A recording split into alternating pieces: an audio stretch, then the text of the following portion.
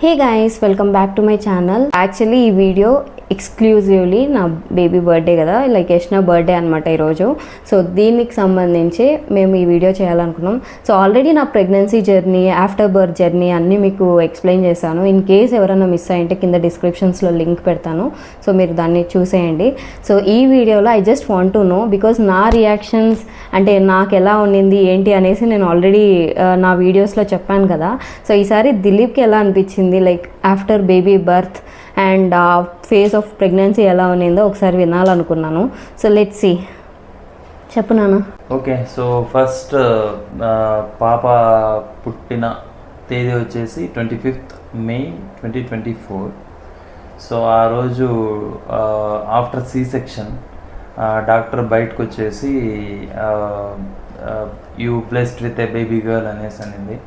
So నేనైతే చాలా హ్యాపీగా ఫీల్ అయినానండి. పాపని క్రెడల్లో తీసుకొచ్చి ఫస్ట్ నాకే చూపించినారు. సో యువర్ బేబీ అనేసి. సో అప్పుడు చాలా హ్యాపీగా ఫీల్ అయినా. సో యాక్చువల్లీ దిలీప్కి అంటే వాళ్ళ నాన్న లేరనమాట. సో వాళ్ళ నాన్నతో ఫుల్ అటాచ్మెంట్ ఉండే. సో ఈసారి he was expecting like okay మా నాన్ననే మళ్ళీ వస్తారు అన్న థాట్లో ఉండే, కాబట్టి కొంచెం ఒక 1 or 2% ఎక్కువనే బేబీ బాయ్ అనేసి అనుకున్నాడు. బట్ యాక్చువల్లీ చెప్పాలంటే చూసిన తర్వాత కంప్లీట్లీ చేంజ్, ఏం కనపడలేదు అనమాట. సో కంప్లీట్ చేంజ్ అయిపోయింది. ఈవెన్ ఆఫ్టర్ బేబీని చూసాక బయటకు వచ్చారు. సో మా నాన్న మా పేరెంట్స్ అంతా చూసి దేవర్ థింకింగ్ ఓకే బేబీ బాయ్ అనుకుంటా, because Dilip was expecting that. And so అలా చూసిన వెంటనే ఈయన ఎక్స్ప్రెషన్స్ అవన్నీ చూసి ఐ థింక్ బేబీ బాయ్ అనేసి అనుకున్నారు. ఎవరు అనేసి అడిగితే గట్టిగా నాకు బేబీ గర్ల్ పుట్టింది చాలా బాగుంది అనేసి చెప్పారంట.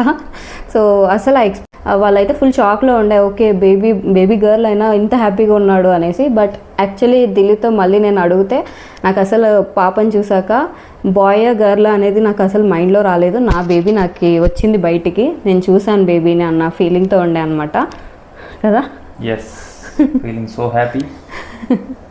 సో నీకు పాపతో ఎలా ఉన్నాయి? 1 year, ఆల్మోస్ట్ 2 years ఇప్పుడు. చాలా మెమరీస్ ఉన్నాయి. So she's like my lucky charm, what I could say. చెప్పాను కదా మిరాకిల్ బేబీ నాకు ఒకటే కాదు, ఈవెన్ మా హస్బెండ్ కూడా. So and also actually first birthday ముందే నేను జాబ్ జాయిన్ అయిపోయాను. Literally I was not expecting, అంటే జాబ్ జాయిన్ అవుతాం అనే థాట్ కూడా మాకు లేదు. బట్ జాయిన్ అయినాక యష్నా కంప్లీట్గా కొంచెం డిస్టెన్స్ ఉన్నింది నాకు, బికాస్ నేను ఆఫీస్కి వెళ్ళడం రావడం, పాపని ఆ కొద్ది టైం తనతో స్పెండ్ చేయడం తప్ప ఆల్మోస్ట్ డే అంతా నేను తనతో టైం స్పెండ్ చేయలేకపోయినాను. అదొక్కటి నాకు కొంచెం ఫీలింగ్ ఉన్నింది. దాని తర్వాత నార్మల్ ఇంకా నాకు సెకండ్ ప్రెగ్నెన్సీ కన్ఫర్మ్ అయినాక జాబ్ మానేసి ప్రశాంతంగా పాపతో కొంచెం టైం స్పెండ్ చేయాలని డిసైడ్ అయ్యే జాబ్ అయితే క్విట్ చేసేసాను అనమాట. అండ్ ఇప్పుడైతే ఆల్మోస్ట్ 1 year నుండి నేను పాపతో ఫుల్ టైం స్పెండ్ చేశాను. ఫుల్ అడిక్ట్ అయిపోయాము ఒకరికొకరు. ఈవెన్ నాకే కాదు దిలీప్కి కూడా ఫుల్ అడిక్ట్ అయిపోయింది. బికాజ్ ఇప్పుడు నేనే పడుకోబెట్టాలనేది కూడా లేదు, మా హస్బెండ్ కూడా పడుకోబెట్టేస్తున్నారు అనమాట. సో బర్త్డే అయితే యాక్చువల్లీ మాకు చాలా ప్లాన్స్ ఉండే, అండ్ కంప్లీట్ బర్త్డే అంతా నాకు నచ్చినట్టు చేయాలనేసి నేను డిసైడ్ అయిపోయింది అనమాట. సో ఫస్ట్ ఎక్కడ చేయాలనేసి థాట్లో ఉండే. యాక్చువల్లీ నేను బెంగళూరు అనుకున్నాను, కానీ దిలీప్కి మా అత్తయ్య వాళ్ళ ఇంట్లోనే చేయాలి, అక్కడే చేద్దాము అనేసి అనుకున్నారు. బట్ కంప్లీట్ సమ్మర్ సీజన్ కదా, లైక్ మేలో పుట్టింది తను. అండ్ సో ఆబ్వియస్లీ సమ్మర్ ఎక్కువ ఉంటుంది, వేడి ఎక్కువ ఉంటుంది, అండ్ జనాలకు ఇబ్బంది అవుతుంది అనేసి వీ థాట్ ఓకే మాకు నియర్ బై ఒక లైక్ ఫంక్షన్ హాల్ ఉన్నింది. సో వీ థాట్ అక్కడ చేద్దామనేసి. సో యాక్చువల్లీ మడక్సిరాలో మేము నాన్ వెజ్ చేయాలనుకున్నాం బర్త్డే రోజు. సో అందుకనేసి ఫంక్షన్ హాల్స్ ఉన్నా కూడా ఒక ఫంక్షన్ హాల్లో మాత్రమే నాన్ వెజ్ అలా ఉంది, అది కూడా బయట చేసుకోవాలని చెప్పారు. సో అదొక్కటి కొంచెం రిస్క్ అయింది, కానీ రెస్ట్ అండ్ ఆల్ నాకు నచ్చినట్టుగానే ఆల్మోస్ట్ డెకరేషన్ నేనే సెలెక్ట్ చేసుకున్నాను. సో డెకరేషన్ చాలా బాగా చేసి ఇచ్చారు. అండ్ నేను అనుకున్న వేలో లైక్ ఫాగ్ ఎఫెక్ట్ రావాలి అండ్ పాపకి కార్ట్లో తీసుకురావాలి అనేది నా థాట్ అనమాట. సో అది యాక్చువల్లీ మడక్సిరాలో అవన్నీ దొరకవు, అంటే చాలా రేర్. ఈవెన్ కార్లో ఎంట్రీ అయినా కూడా చాలా ఇబ్బంది అనమాట. సో అది కూడా దొరకదు. అలాంటిది కార్ట్ ఎంట్రీ అంటే కొంచెం కష్టం అనేసి చెప్పారు వాళ్ళు డెకరేషన్ వాళ్ళు. బట్ మళ్ళీ నా కోసం అనంతపూర్ నుండి కార్ట్ ఎంట్రీ కోసం కార్ట్ మాత్రం తెప్పించారనమాట. సో చాలా అంటే చాలా హ్యాపీగా ఫీల్ అయినాను. బికాస్ నాకు అదొక్కటి జరగకపోయినా కూడా ఐ వాజ్ లిటరలీ అయ్యో ఇలా అయిపోయింది అన్న ఫీలింగ్తో ఉండేదాన్నేమో. బట్ కార్ట్ ఎంట్రీ అనేది నాకు మ్యాండేటరీ. బికాస్ బేబీ బాయ్ అని అంటే నేను కార్ అనేసి అనుకుంటా. అంటే గర్ల్స్కి కార్ట్ ఎంట్రీ అయితే చాలా బాగుంటుంది కదా. సో అందుకనే నేను దానికోసమే కార్ట్ ఎంట్రీ కోసమే అనంతపూర్ నుండి తెచ్చారనమాట వాళ్ళు. చాలా అంటే చాలా హ్యాపీగా ఫీల్ అయినాను. ఆ ఫంక్షన్కి వచ్చి తిన్న వాళ్ళు ఆల్మోస్ట్ చాలా హ్యాపీగా ఫీల్ అయినారు. ఫుడ్ విషయంలో కానీ అండ్ డెకార్ విషయంలో కానీ. కొంచెం వేడి అయితే ఇంకా నేను మేనేజ్ చేయలేకపోయినాను. బికాస్ వాట్ ఎవర్ ఆప్షన్స్ అక్కడ ఏమైతే మాకు ఆప్షన్స్ ఉన్నాయో దాని ప్రకారంగానే మేము చేసుకోవాలనేసి డిసైడ్ అయ్యామన్నమాట.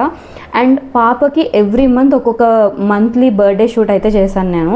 సో ఇంట్లోనే నేను ఆ బర్త్డే షూట్ చేశాను కదా. సో అవి కూడా నాకు ఇలా లైక్ పాత్వే లాగా వచ్చి అక్కడ నాకు ఇలా ఎవ్రీ మంత్ ఫొటోస్ అయితే డిస్ప్లే అవ్వాలి అనేసి అనుకున్నాము.